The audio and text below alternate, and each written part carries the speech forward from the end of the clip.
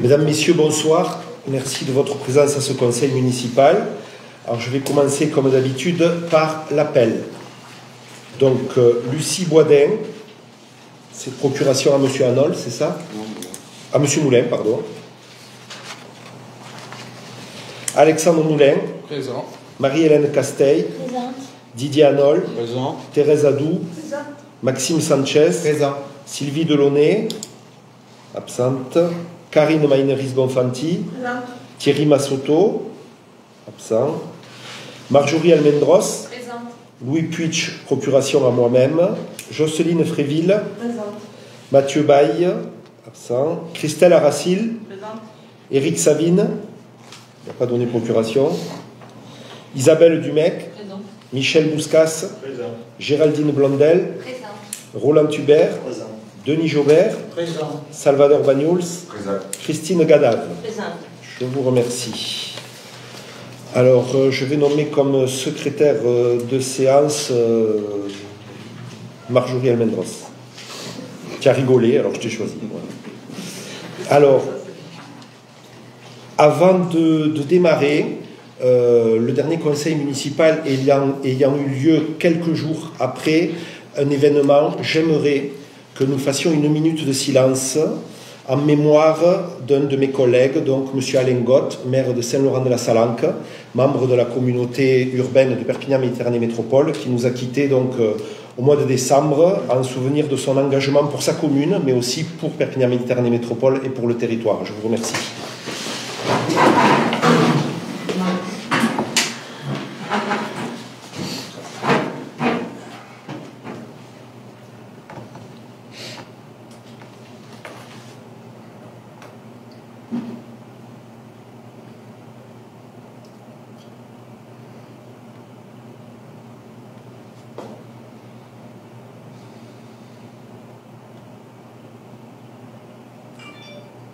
Je vous remercie.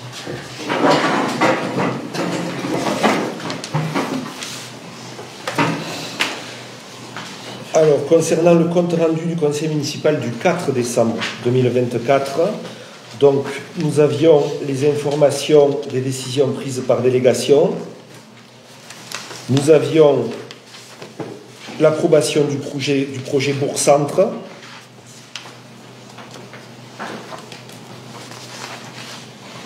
Ensuite, la convention relative à la mise à disposition dans le cadre du PIX, du plan intercommunal de sauvegarde.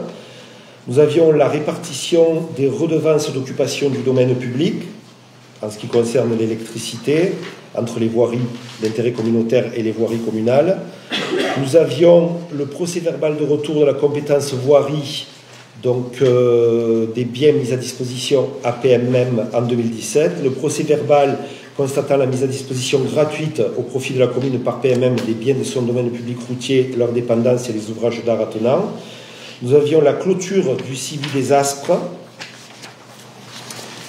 la signature de la convention territoriale globale avec la caisse d'allocation familiale conjointement avec la commune de Lupia, le rapport d'activité du CIM PM donc 2024, la convention relais petite enfance re-signée avec la communauté de communes des Aspres, une décision modificative au budget 2024,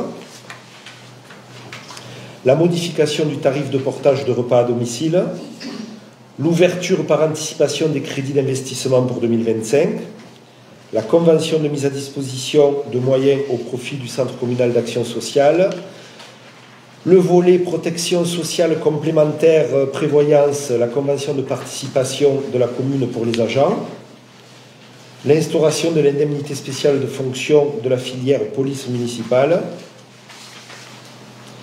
la convention de coordination des forces de police municipale avec la commune de Lupia, la fixation de la longueur de voirie communale avec l'intégration de la rue Maréchal Joffre et de deux impasses à Nils, la dénomination d'une voirie, rue des Baguères, le déclassement du domaine public communal d'une partie de la parcelle AE30, route de Trouillas, pour le projet du supermarché, le compromis de vente avec la SCI IMO pour la cession d'une surface de 3584 m² de la même parcelle. Et la demande de subvention pour la rénovation du square Guy Mallet à divers organismes. La convention avec le CIDEL pour la mise en œuvre du programme Ecopousse Wati, dont les premières sessions ont déjà eu lieu dans les écoles. Et en affaires diverses, nous avions deux interventions. Et donc sur ce procès verbal, avez-vous des remarques ou des interventions? Monsieur Jaubert. Je suis désolé, après je m'arrête. Non, à un moment donné, pour vos affaires diverses, vous dites une différence de traitement entre l'UPIA et Pontianis. L'entreprise ayant respecté les consignes à l'UPIA, mais pas sur le territoire de Pontianis. C'est faux, je dis ça. Hein. D'accord. Et c'est sur les deux, D'accord. sur les deux communes. Hein. Je dis ça. Et donc je suis en relation, et je l'ai dit par courrier, en relation avec votre confrère de l'UPIA, qui m'a reçu amicalement. Ok, donc ce sera modifié. Est-ce qu'il y a d'autres remarques sur le compte rendu? Non. Est-ce que quelqu'un est contre? Est-ce que quelqu'un s'abstient? Je vous remercie. Nous allons donc passer à l'ordre du jour de ce conseil municipal du 12 février 2025. Et le premier point étant l'approbation du compte administratif 2024. Non seulement je cède la parole à M. Didier Hanol, mais en plus je quitte la salle. Pensez à me rappeler. Non, je ne sors pas du bâtiment, je quitte la salle. Pas de batterie. On est où là? Les droits de fonction. Bonsoir.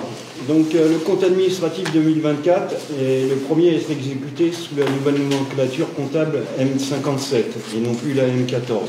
Ce changement de nomenclature a des implications sur la structure des comptes, notamment par la fusion de certains postes budgétaires, tels que le compte assurance du personnel, qui est intégré maintenant au compte 6450, charges de sécurité sociale et de prévoyance. Cette transition justifie les écarts constatés entre 2023 et 2024, en particulier dans les postes relatifs aux charges sociales et aux assurances. Ce budget primitif 2024, adopté le 27 mars, s'inscrit dans un environnement économique marqué par une inflation persistante, en particulier sur les prix de l'énergie, des matières premières et des services. Ce contexte difficile a contraint la commune à adopter une gestion stricte des finances publiques, tout en veillant à ne pas augmenter le taux d'imposition et à maintenir la qualité des services offerts aux administrés. Un équilibre rendu possible grâce à la gestion rigoureuse des dépenses de fonctionnement et à l'optimisation des finances externes, notamment via des subventions. En 2024 a vu une augmentation des charges de fonctionnement, une tendance qui touche quasiment tous les postes, en particulier ceux liés aux services énergétiques et au coût de fonctionnement des bâtiments publics. Les charges générales, en 0,11, ont enregistré une hausse de 7,4%, atteignant un total de 740 598 €. Cette augmentation est en grande partie due à la hausse des coûts énergétiques qui ont un impact direct sur les finances de la commune. Les dépenses d'électricité en tête ont continué d'augmenter en 2024 avec une hausse de 20% par rapport à l'année précédente, pour un montant global de 184 954 €. Alors pour une information là sur les dépenses d'électricité, en 2022 nous étions à 80 € le mégawatt. On est passé à 690 € le mégawatt en 2023 pour redescendre maintenant à 430 € le mégawatt. Donc ce qui implique effectivement une dépense du coût de l'énergie assez conséquente, malgré le bouclier énergétique. Cette situation illustre l'une des conséquences les plus lourdes de l'inflation énergétique qui pèse fortement sur le budget communal. Un choix a dû se faire pour diminuer notre consommation d'électricité. Donc on a décidé qu'il était plus simple d'éteindre l'éclairage public la nuit plutôt que de restreindre encore davantage le chauffage ou la climatisation dans les écoles. Donc on a essayé de faire au plus vite pour essayer de diminuer un peu cette surcharge. En parallèle, la gestion des dépenses d'eau a permis une réduction significative de la facture de 50%, grâce à une politique de restriction de l'arrosage, notamment le stade et les espaces publics, dans un contexte de sécheresse prolongée. Cela démontre l'adaptation obligatoire et de contraintes de la commune face aux défis environnementaux. J'en profite pour rappeler que nous sommes toujours dans une situation de crise et malgré les récentes pluies peu abondantes, la nappe ne se recharge toujours pas. Le niveau de forage de Ponteilla est seulement à 1 mètre au-dessus de la pompe. Donc encore, il faut faire très attention à l'eau. Les autres charges de fonctionnement ont également suivi une tendance haussière, notamment les contrats d'assurance, plus 50%, les fournitures d'entretien, plus 27%, les services périscolaires et extrascolaires, plus 17%. L'augmentation de la masse salariale, plus 7%, s'élevant à 1 667 612 €, est due à plusieurs facteurs. D'un côté, la hausse du point d'indice des fonctionnaires, l'augmentation des cotisations sociales et la revalorisation, bien entendu, des carrières des agents. Cette hausse est inévitable dans le cadre du maintien des services publics efficaces et de la mise à jour des rémunérations des agents. Optimisation des recettes et subventions. Donc pour l'effort pour optimiser les recettes a porté ses fruits. La commune a bénéficié de remboursements pour le personnel municipal totalisant 120 110 € au compte 6419, principalement grâce à la mise à disposition de la police municipale pour d'autres communes comme Lupia et à des remboursements pour des actions liées à la gestion des déchets et au fonctionnement de l'espace de vie sociale. Ces partenariats et remboursements contribuent positivement à l'équilibre financier de la commune. Les subventions aux associations et aux écoles ont été maintenues à un niveau élevé de 34 000 €, illustrant l'engagement de la municipalité en faveur du tissu associatif. Le Centre communal d'action sociale a quant à lui aussi bénéficié d'une subvention de 30 000 € en hausse de 5 000 € afin de renforcer les actions sociales et le suivi des logements sociaux. Donc en termes de gestion de la dette, les résultats positifs ont été obtenus. Le montant des intérêts de la dette a diminué de 7,8% par rapport à 2023, atteignant 49 514 €. Aucune nouvelle opération d'emprunt n'a été contractée en 2024 et la commune a poursuivi le remboursement de sa ligne de trésorerie qui a été totalement soldée à la fin de l'exercice précédent. Le capital de la dette remboursée s'élève à 179 339 € en hausse de 4,8%, illustrant l'engagement de la commune pour cet exercice, à réduire sa dette et à optimiser ses finances publiques. L'exercice 2024 a marqué un tournant important dans la politique d'investissement de la commune avec une hausse de 20% des dépenses d'investissement. Les dépenses totales d'investissement pour l'année 2024 s'élèvent à 441 720 € répartis sur plusieurs projets structurants. Je vais y arriver. Parmi les principaux investissements, donc, vous avez tout un détail qui concerne donc, la modernisation des services numériques, la maîtrise foncière, la réparation et la modernisation des bâtiments communaux, le renforcement de la flotte de véhicules municipaux, le renforcement, achat et réparation de véhicules et les travaux de voirie qui ont représenté une part importante des investissements avec un total de 87 312 €, dont 76 000 € pour la participation au CIBU des ASPRE.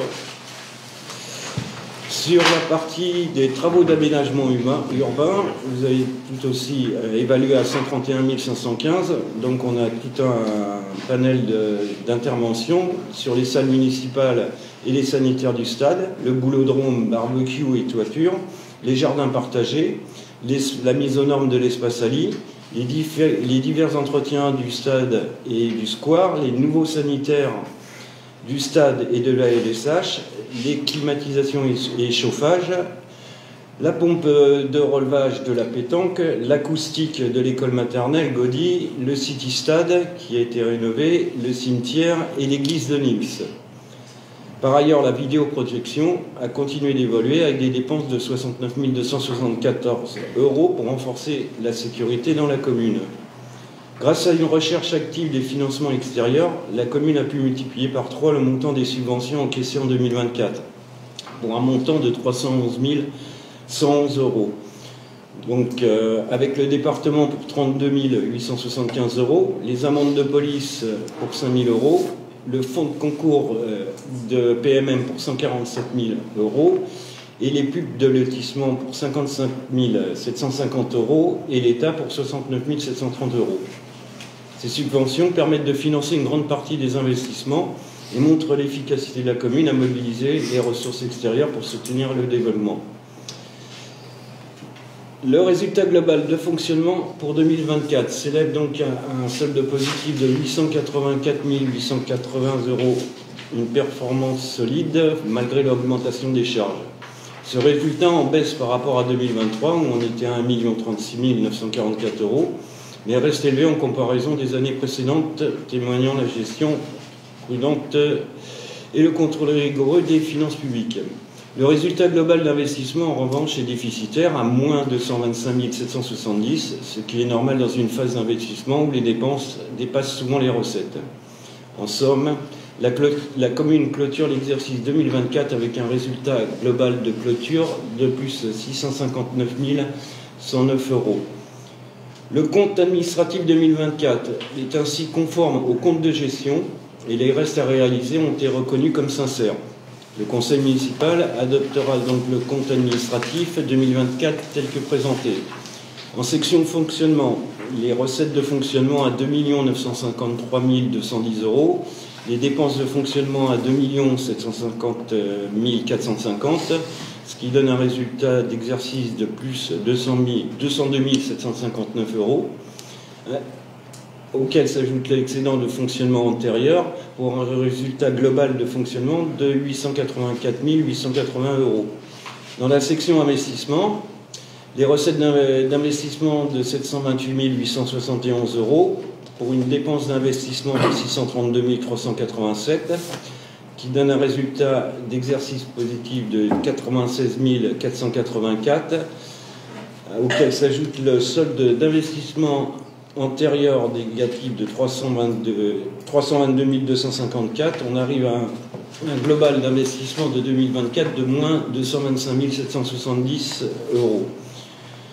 Les restes à réaliser en dépenses sont moins 186 000, les restes à réaliser en recettes plus 209 891, ce qui donne un solde des restes à réaliser de 23 090 €. Le conseil municipal constatera que le compte administratif 2024 est conforme au compte de gestion, reconnaîtra la sincérité des restes à réaliser et adoptera le compte administratif 2024 tel que présenté. Des questions? Non. Qui est pour? Non, c'est qui est contre? Je m'abstiens. Moi aussi. Comment? Abstention. Deux attentions. Je vous remercie. On peut rappeler le maire? Bon. Non. C'est quoi? Le périmètre de sauvegarde de C'est l'autre. Ah, puis là. Bravo.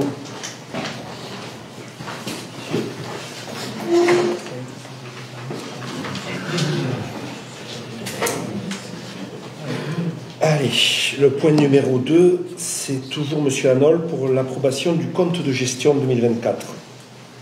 Ah, je ne sais pas suivi. Approbation du compte de gestion.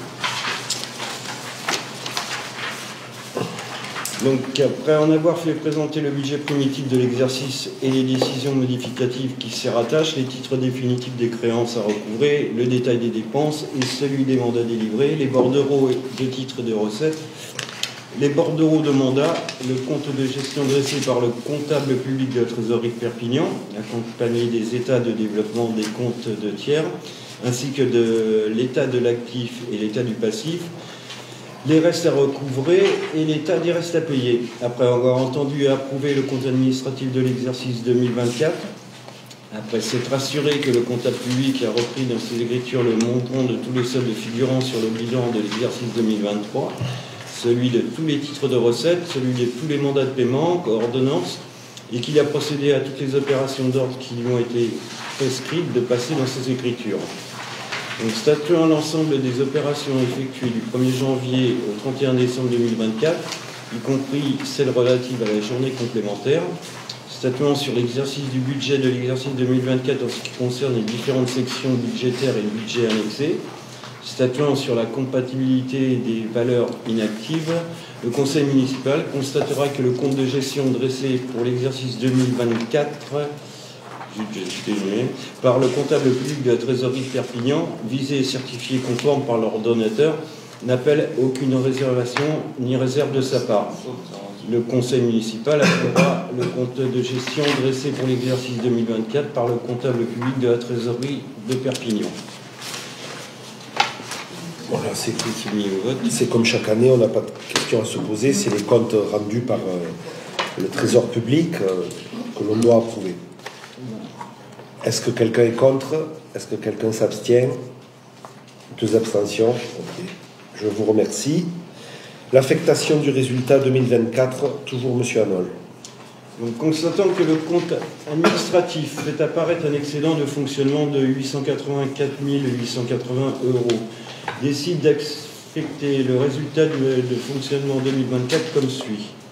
Donc, le résultat de l'exercice qui était à plus 202 759, le résultat antérieur reporté à plus 682 121, ce qui donne donc un montant de 884 880 € sur le solde d'exécution de l'investissement à moins 225 000, le solde des restes réalisés à plus 23 000, le besoin de financement qui est à moins 202 679, donne une affectation de 884 880 €, en réserve à 202 679 € et en fonctionnement donc à 682 200 €.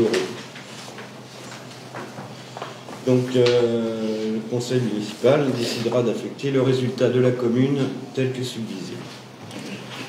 Est-ce qu'il y a des questions? 2 abstentions. Est-ce que quelqu'un est contre? Est-ce que quelqu'un s'abstient? 2 abstentions, c'est ça? Monsieur Joubert aussi? Oui. Oui. Non, parce que moi, les chiffres, j'aime bien les avoir avant. Et alors, dire oui ou non, sans les avoir, je peux pas. Bon, là, c'est vrai, ça, c'est intéressant à étudier. Oui, tout à fait. Mais reconnaissez que là, sur 2 genoux, c'est pas évident. J'avais dit que je ne parlerais pas. C'est bien. Allez, le point numéro 4, tarification du restaurant scolaire aux enseignants et personnels de l'éducation nationale.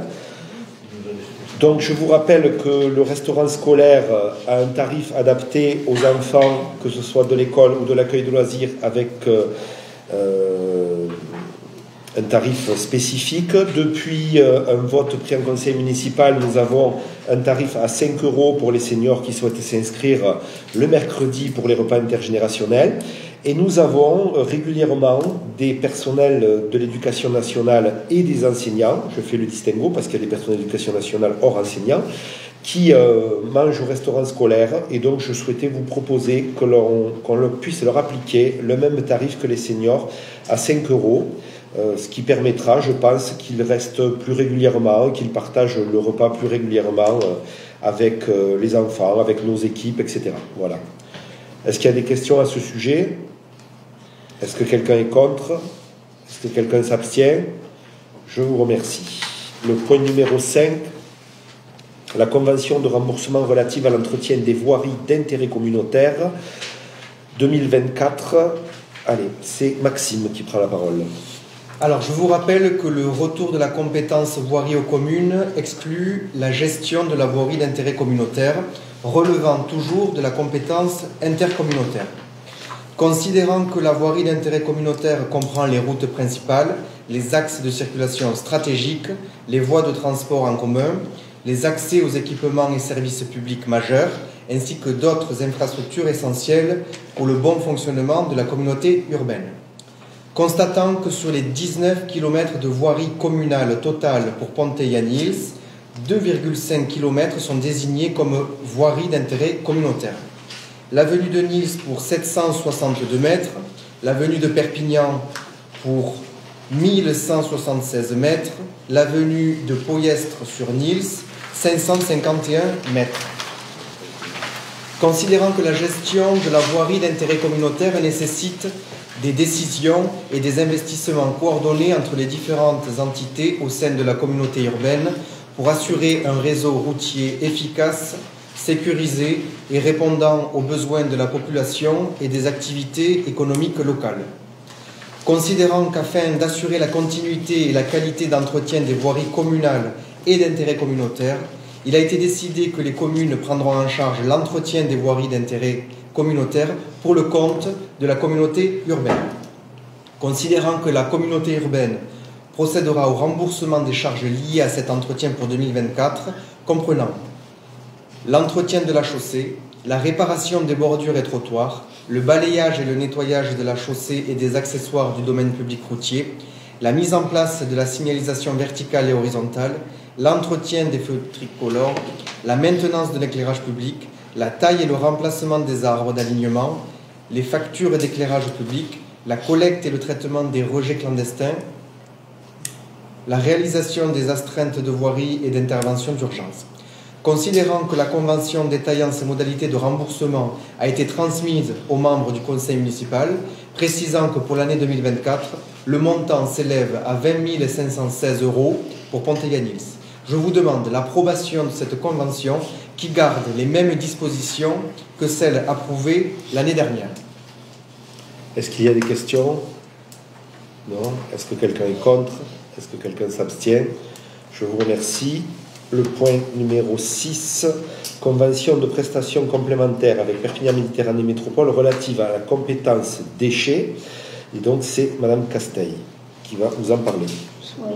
Je me dois de rappeler à l'Assemblée que les services municipaux de la commune effectuent des tâches relevant normalement du service de collecte des déchets de la communauté urbaine. Il convient que la communauté urbaine rembourse comme chaque année à la commune le coût de ces prestations normalement financées par la taxe des ordures ménagères. Le nettoyage des équipements de pré-collecte, la collecte des dépôts sauvages, d'abord des points d'abord volontaires, etc. Il convient donc que le conseil municipal autorise Monsieur le maire à signer la convention financière pour permettre le remboursement à la commune de ces prestations complémentaires relatives à la compétence déchets.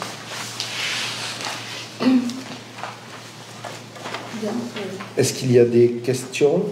On a le montant peut-être de l'année dernière pour donner une idée dans les 40 000 €. Est-ce qu'il y a des questions? Est-ce que quelqu'un est contre? C'est le PMM qui se décharge.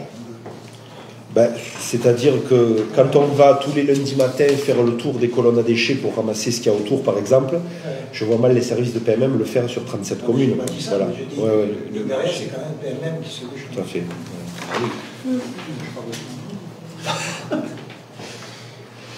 D'autres questions?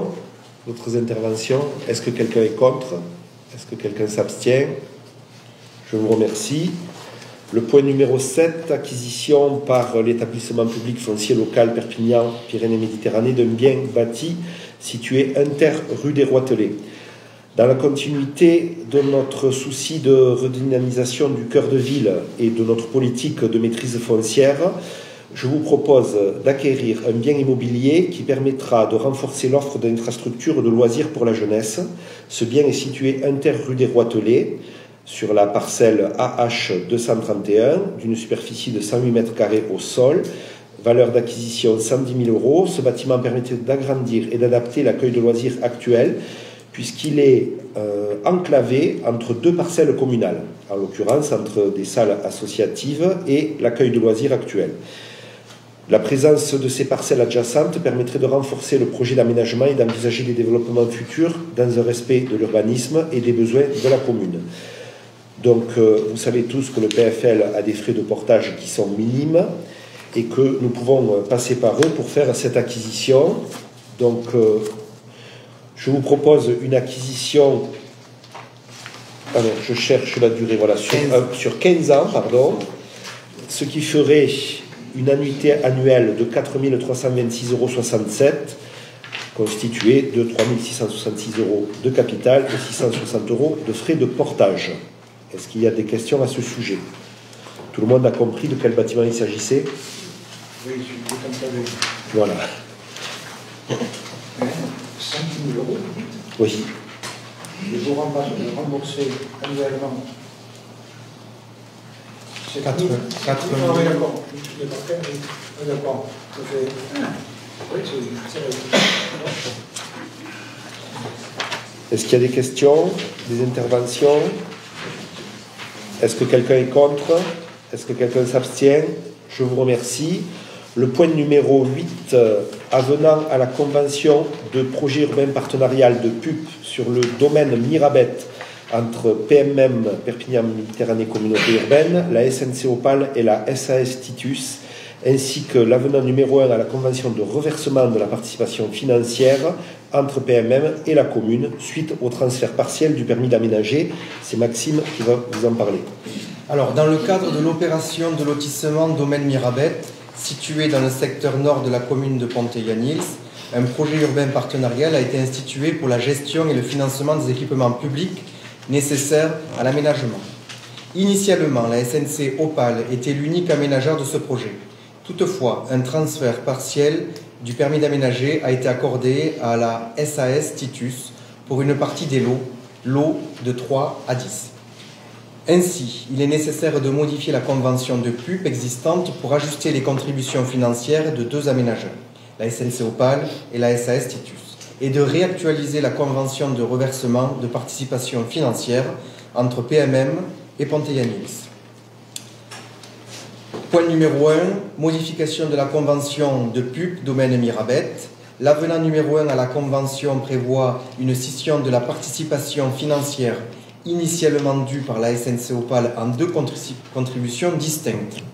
La SNC Opale, contribution réajustée à 126 757 €, couvrant les lots 1, 2 et les lots 11 à 32, représentant 84,21% de la superficie totale.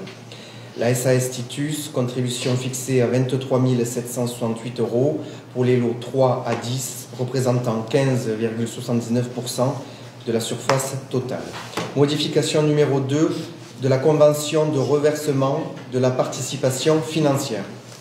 L'avenant numéro 1 à la convention de reversement actualise les montants des versements entre PMM et Ponteilla-Nils. La participation de la SNC Opale est réajustée selon les nouvelles modalités. La participation de la SAS Titus est introduite avec le montant précisé à 23 768 €. Les délais et modalités de paiement des contributions et de reversement sont détaillés dans les avenants annexés à cette délibération.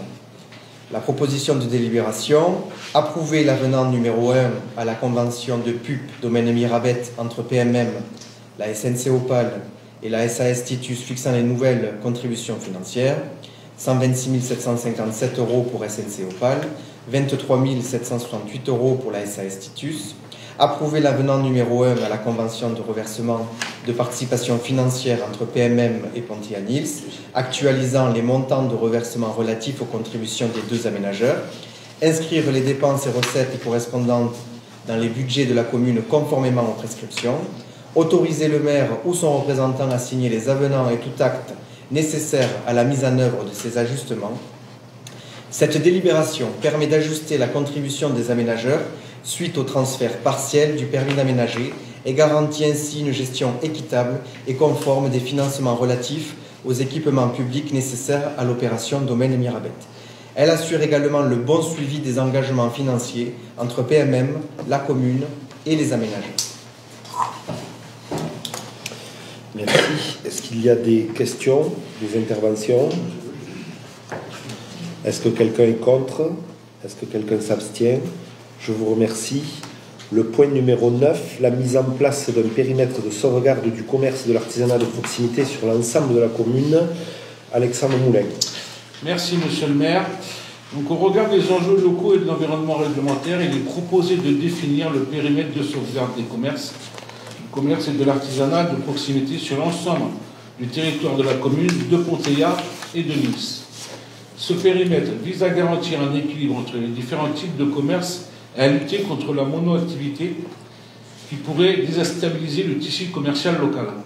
Le conseil municipal devra se prononcer sur la mise en place d'un périmètre de sauvegarde du commerce et de l'artisanat de proximité sur la commune de Pontianis, visant à garantir la pérennité et la diversité des commerces locaux. Ce dispositif permet à la commune de jouer un rôle actif dans le développement économique local en soutenant les commerces de proximité et en prévenant les dérives commerciales susceptibles d'affecter l'identité et l'attractivité de notre territoire. La commune de Pontianis, située dans la deuxième couronne de la communauté urbaine de Perpignan, présente des caractéristiques géographiques ou commerciales particulières qui justifient la mise en place d'un périmètre de sauvegarde et du commerce, de l'artisanat et de proximité. La mise en place d'un périmètre de sauvegarde permet d'engager par la suite un droit de préemption sur les baux commerciaux et les fonds de commerce de la commune, installés sur Pontianis. Cette disposition a été instaurée par la loi 2005-892 de août 2005 en faveur des petites et moyennes entreprises. Il permet aux communes d'agir pour préserver la diversité commerciale et éviter que les activités économiques ne soient souhaitées ne se substitue au commerce de proximité en place. Ce droit de préemption s'applique lorsque les baux commerciaux ou les fonds de commerce sont cédés dans le périmètre défini par le conseil municipal. Est-ce que vous avez des questions? Robert, vous voit... Non, j'écoute bien, j'écoute le commerce et l'artisanat. Non. Et la plupart du temps, on oublie les agriculteurs aussi. Non, mais c'est dedans. Oui, ça y est, ah bon. Non, mais j'aime bien parce que... Non, mais je savais que cette question allait poser. Mais quand on parle de commerce et de l'artisanat, vous prenez par exemple, sans citer le nom, quelqu'un qui rouvre une cave pour vendre des produits locaux ou ces produits, ça fait partie de l'artisanat. Vous voyez ce que je veux dire? Donc ça rentre dedans. Est-ce que vous avez compris le processus de périmètre de sauvegarde? Ça m'arrive. C'est pour, en fait, c'est pour éviter qu'il y ait des commerces qui s'ouvrent un peu partout, dans un garage, dans ceci, dans cela. Que la mairie soit au courant de ce qui se passe sur sa commune au niveau des bails commerciaux qui sont cédés ou pas. C'est bon. Des questions, des interventions? Est-ce que quelqu'un est contre? Est-ce que quelqu'un s'abstient? Je vous remercie. Le point numéro 10, comme chaque année, la demande de plan à la pépinière départementale. Madame Casteil. Comme chaque année, dans le cadre de la politique de soutien aux communes du département en matière d'embellissement des espaces verts publics et d'amélioration du cadre de vie, la pépinière départementale met gratuitement à la disposition des communes un certain nombre d'essences arbustives et arborées. Comme les années précédentes, il est proposé d'orienter le choix des végétaux pour augmenter le volume des plantes dans les espaces verts du village et de procéder au remplacement des manquants. Une délibération de l'Assemblée municipale est nécessaire dans la formulation officielle de la demande pour 2025, étant précisé que pour éviter toute concurrence avec les pépinières privées, les besoins communaux sont strictement limités à l'embellissement des espaces publics. Le conseil municipal décidera de solliciter Madame la présidente du département, dans le cadre d'une campagne d'embellissement des espaces verts publics et d'amélioration du cadre de vie, une dotation en plan, essences arbustive et arborée, la plus élevée possible. Le quantitatif sera établi en fonction des besoins fixés par le service municipal des espaces verts. Des questions? Des interventions? Est-ce que quelqu'un est contre? Est-ce que quelqu'un s'abstient? Je vous remercie. En affaires diverses, est-ce qu'il y a des interventions, des questions? Non. Monsieur Joubert. Je vais excuser, j'ai même préparé un petit laïus. Bon, je regrette qu'il y ait des membres du conseil municipal qui ne soient pas là. Je me lève pour vous dire ce que j'ai longuement réfléchi. Monsieur le maire, mesdames, messieurs les adjoints, mesdames, messieurs les conseillers de la majorité, le 10 décembre 2020, vous avez signalé que Louis Puitch avait déposé un recours auprès du tribunal administratif de Montpellier relatif à la cession de 2 parcelles à la société BJ et qu'en raison de la situation sanitaire, vous étiez en attente d'un jugement. Vous deviez aussi savoir qu'il avait adressé le 19 septembre 2019 à Monsieur le procureur de la République du tribunal de grande instance de Perpignan un courrier où il avait l'honneur de porter plainte contre moi pour favoritisme, prise illégale d'intérêt et abus de biens sociaux par un élu public. Il m'est agréable aujourd'hui de porter à votre connaissance que le recours est irrecevable pour le tribunal administratif de Montpellier et que le dépôt de plainte à mon encontre a été classé par le procureur de la République de Perpignan. Toutes les procédures déclenchées par Louis Puig avant les municipales de 2020 sont closes. Mon intégrité est enfin logiquement reconnue. Maintenant que mon innocence a été prouvée, je tenais à vous faire part de l'écœurement que m'inspirent ces magouilles récurrentes, magouilles que vous avez tacitement cautionnées. Vous avez en effet choisi de diaboliser un élu, non seulement par des poursuites avec des documents falsifiés ou erronés, mais aussi par des propos mensongers proférés avec véhémence en séance publique le soir du 11 mars au foyer rural de Pontéan. Pour gagner les municipales, fallait-il lui vendre votre âme ou votre conscience? Non. Que celui qui accuse, qui a accusé à tort, qu'il assume, qu'il se sauve. Je reconnais que cette liste avait et a des compétences pour servir nos deux villages. Aussi, je tiens ici à remercier tout particulièrement deux élus qui n'ont jamais cessé de me considérer pendant cette période. Madame Thérèse Adou, pour son immuable amabilité. Madame Lucie Boisdin, à qui j'avais prêté, pour la photo de la nouvelle équipe municipale, mon écharpe en lui disant « Je vous la prête.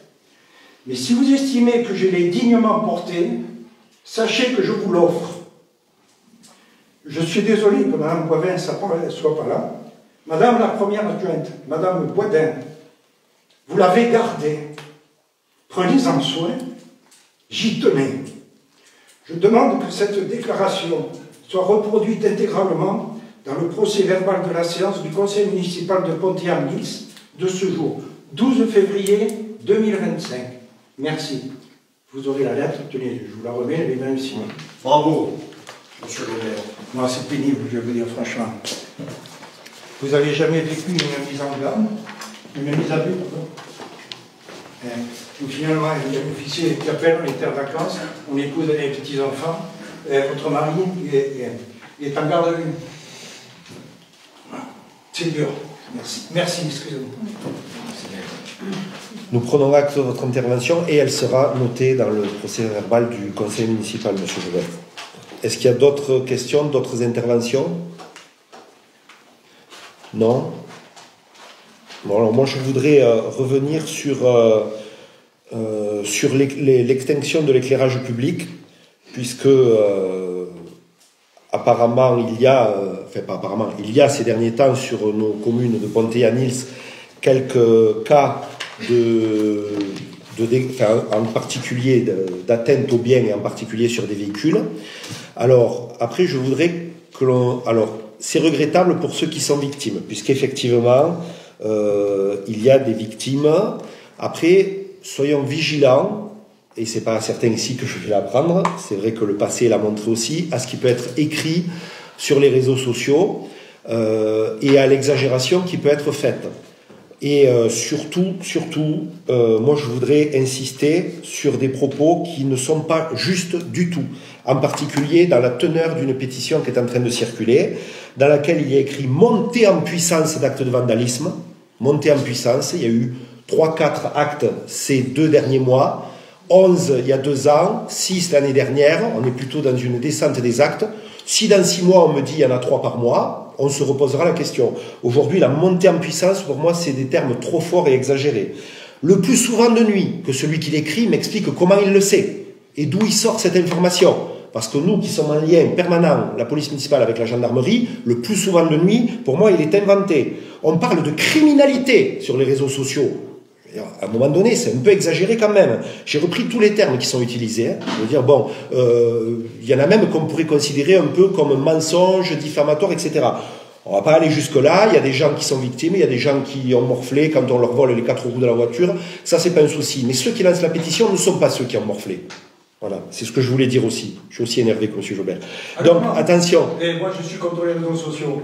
Donc, j'ai jamais écrit quoi que ce soit. Je préfère m'adresser à tout le monde. Voilà, alors ce que je voulais dire... des conneries, mais au moins alors, vous savez... Alors, justement, moi ce qui me chagrine, c'est que, certes on a pris une décision qu'on a annoncée, et je ne pense pas qu'ici quelconque était contre, de réduire l'éclairage public. On le réduit de minuit à 5 heures du matin. Certains font de 23 heures à 6 heures, voire de 22 heures à 7 heures. D'autres ne l'allument plus du tout. Donc on a quand même une réduction moindre. Les soirs de festivité ou d'animation, on le rallume. Et effectivement, ces personnes qui ont lancé la pétition et ces personnes qui, bien sûr, se régalent à la partager, à la faire vivre et à mettre des absurdités dessus, j'aurais préféré qu'ils prennent un rendez-vous, qu'ils viennent aux explications et qu'on puisse leur donner tous les éléments de réponse plutôt que de lancer une pétition qui ne servira pas à grand-chose. Dans le sens où, je rappelle, 1, les économies financières qui vous ont été rappelées tout à l'heure, sauf erreur de ma part par M. Hanol. 2, l'économie d'énergie. Aujourd'hui, dans le monde actuel, je pense, 3, la réduction de la pollution lumineuse. 4, la protection de la biodiversité. Je tiens à dire d'ailleurs, puisque là, alors oui, alors d'ailleurs, il y a quelqu'un qui écrit sur Facebook que les chiffres sont faux, que je mens. Bon, les chiffres de la gendarmerie, on les a, je les ai annoncés au vœu, je ne les ai pas inventés. Donc je ne mens pas, contrairement à cette personne-là. Par contre, les chiffres des communes qui ont éteint l'éclairage public, je les ai aussi.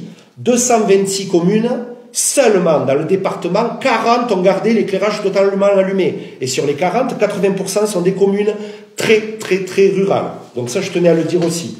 Ensuite, il faut savoir une chose, et ça c'est prouvé, et en termes de statistiques, en termes de déclaration en assurance, et vous savez que je m'y connais, mais aussi les chiffres donnés par la gendarmerie, 80% des cambriolages ou des actes ont lieu dans la journée. Alors certes, ceux qui ont eu lieu ces dernières semaines, ils ont eu lieu la nuit, oui, mais c'est pas parce qu'on a éteint l'éclairage public, c'est pas parce qu'on le rallumerait que ça baisserait. Ça c'est prouvé statistiquement sur le long terme. Maintenant, je le redis, il n'y a que les imbéciles qui ne changent pas d'avis. Si dans 6 mois, on a 3 voitures sur cale tous les mois, on se reposera la question différente. Je vous dis ce qu'il en est aujourd'hui, d'accord ? Et puis, à un moment donné, on ne peut pas remplacer le rôle régalien de l'État. Je le redis, on ne peut pas être partout avec 2 policiers municipaux, on ne peut pas mettre des caméras partout. Remarquez, les caméras, elles serviraient des fois à voir ceux qui ne stationnent pas au bon endroit ou ceux qui ne rentrent pas leur poubelle. Je fais référence à ceux qui écrivent sur Facebook parce que c'est un peu les mêmes. Donc, attention, si on met des caméras partout, on va voir aussi des choses peut-être on ne devrait pas voir. La police municipale, si on la fait tourner partout et tout le temps, on sera peut-être aussi obligé d'augmenter les impôts. Voilà. Et si quelqu'un qui note sur Facebook aussi que les impôts fonciers ont augmenté ces dernières années, je rappelle que ça a été fait par des revalorisations des bases par l'État et que ça n'est nullement une décision municipale. Donc vraiment, là, il n'y a ni de conneries en ce moment sur les réseaux sociaux à ce sujet. Voilà. Il n'empêche que je déplore, et je le dis bien, pour celles et ceux qui sont victimes de cambriolage, d'effraction ou de dégâts sur leur voiture. Voilà. Il y a 2 mois à peu près, sur les réseaux sociaux, on lit, il y a eu un cambriolage. Ah oui, moi aussi, moi dans ma rue aussi. Machin. Quand vous lisez, vous avez l'impression qu'il y en avait 7 dans la même journée. Renseignement pris, tout le monde parlait du même. Donc attention à ce que vous voyez sur les réseaux sociaux. Et je redis, 11, il y a 2 ans, 11 actes d'incivilité, de vandalisme il y a 2 ans, 6 l'année dernière. Donc l'extinction de l'éclairage public ne peut pas, en tout cas, donner une explication. Je pense que j'ai fait le tour à ce sujet de ce que je voulais vous dire. Et je le redis, pour l'instant, le choix, il est fait et nous le conserverons de minuit à 5 heures sur nos 2 villages. Et nous rallumons les soirs des festivités pour justement sécuriser les piétons qui se seraient rendus à une rifle, à un repas ou à un bal lors des festivités d'été. Voilà. Est-ce que vous avez des questions ou des interventions à ce sujet ? Juste un rajout, monsieur le maire, pour ma part. Donc, comme monsieur le maire vous l'a dit, effectivement, on ne les invente pas, on n'est pas devin, les chiffres on les a, on peut vous les communiquer si vous voulez, aucun souci. Sachez que les investigations à chaque fois sont faites par la police municipale et la gendarmerie dans la mesure où ils sont sollicités. Parce qu'il y a beaucoup de... On m'a fait ça, on m'a piqué mon jardin, etc. Et par contre, on n'est jamais venu nous voir. Ou alors, on nous fait des des doléances sur des faits passés, et on a des caméras qui sont très très bien placées. Et bon, ben, on a beau rester de 6h le soir jusqu'à 6h du matin, à part un chat qui est passé, on n'a rien vu d'autre. Bon, peut-être que les gens ils se trompent dans les horaires ou dans le temps, etc. Enfin bref. Et puis, vous savez, la police municipale, je le rappelle depuis le début de notre mandat, qu'on est élu, moi j'ai toujours défendu mes agents, je les défendrai toujours d'ailleurs, et c'est avant tout, c'est les agents territoriaux. Donc les agents territoriaux, ça veut dire qu'ils ont des horaires, des agents territoriaux, ils font 35 heures par semaine. Ah oui, on pourrait leur mettre 50 heures par semaine. Mais bon, ça va un coût. Et ensuite, on aura peut-être les syndicats, on nous dira stop, on va peut-être les mettre en repos. Donc on n'en a que 2, on ne peut pas se permettre d'en avoir 5 ou 6 ou 7 comme les communes voisines qui sont beaucoup plus importantes que nous. Il faut se rappeler ça aussi. Et on a 2 agents qui travaillent en permanence et qui font beaucoup d'investigations. Alors peut-être qu'on ne les voit pas, mais on va essayer de les faire voir un petit peu plus souvent. Parce qu'on dit qu'on ne les voit pas, maintenant on va être muni du nouveau PVE, l'appareil pour verbaliser, donc ça sera plus simple avec le téléphone portable pour les gens qui se garent sur les lignes jaunes ou sur les emplacements qui ne leur sont pas consacrés. Donc on verra après que les gens ne viennent pas pleurer, ou que je reçois les coups de téléphone de mon bureau. Est-ce que vous pouvez me faire sauter mon PV parce que je me suis garé sur une place handicapée, mais bon, 135 € quand même, je ne peux pas les payer. Ah mais il faut savoir ce qu'on veut dans la vie à un moment donné. Donc soit on met des procès-verbales à tout va sur des administrés, soit on met des petits mots sur les pare-brises, apparemment bon, c'est comme si on ne faisait rien. Mais bon, pour revenir à ça, c'est vrai que c'est lassant un petit peu sur les réseaux sociaux d'entendre la police municipale et ceci, cela. Mais il n'y a pas d'importance sur les réseaux sociaux. J'invite les gens à venir avec moi une semaine en mairie.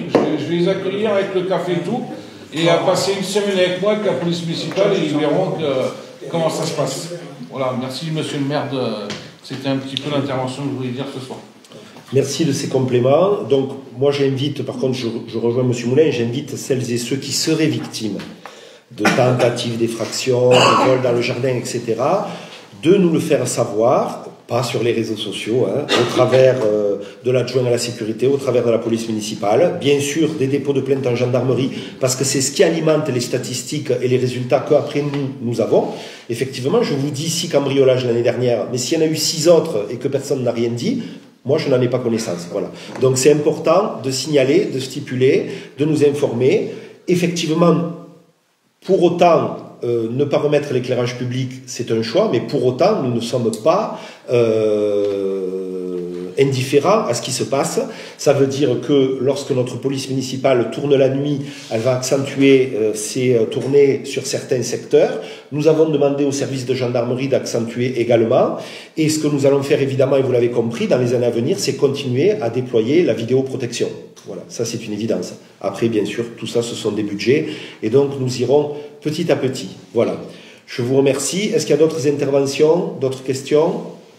Peut-être, Franck, si tu me permets, pour redonner peut-être un peu plus d'humanité à cette question, au lieu d'avoir tant d'amis sur les réseaux sociaux, ah oui, j'ai plein d'amis, j'ai tant d'amis sur les réseaux sociaux, ça fait bien, c'est très moderne, mais bon, peut-être cultiver un peu plus l'empathie et les relations amicales avec les voisins, parce que quand même les voisins vigilants, ça existe aussi. Et je pense que ça redonnerait peut-être un peu d'humanité au village. Il ne faut pas qu'on devienne un village dortoir. Il y a des relations humaines qui peuvent exister dans les quartiers. Et donc j'en appelle aussi à cette notion. Voilà. C'est tout ce que je voulais dire. Merci. D'autres interventions ? Non ? Bon, ben écoutez, nous pouvons clôturer la séance de ce conseil municipal. Il y en aura un, donc bien sûr, courant mars, avec le vote du budget. Merci à toutes et à tous, merci au public, merci à ceux qui nous ont suivis sur les réseaux sociaux.